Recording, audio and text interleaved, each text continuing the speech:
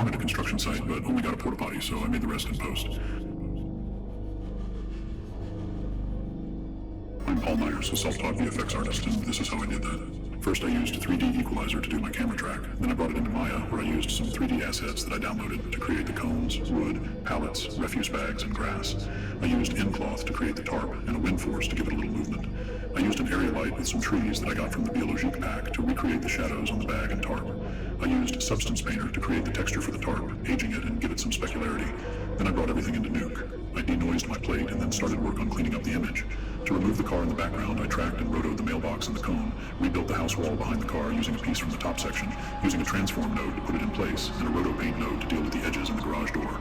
I used a light wrap from the new wall to help the cone and mailbox sit into the new background.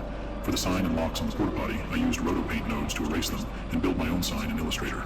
I used some noise to give the sign a bit of texture and grid warp to get it to curve in the right places like the door does. It was pretty harsh sunlight, so I gave it a slight glow.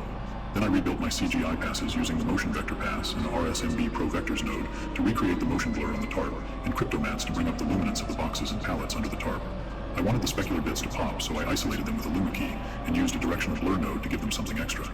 I didn't like the foreground bag, so I got rid of it, then used aberration, light wrap, and bokeh nodes to add the camera effects.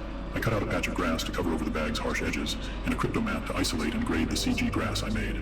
I used an F-regrain node to tie it all together, and then Bob's your uncle. If you have any tips on how to make this better, please share in the comments.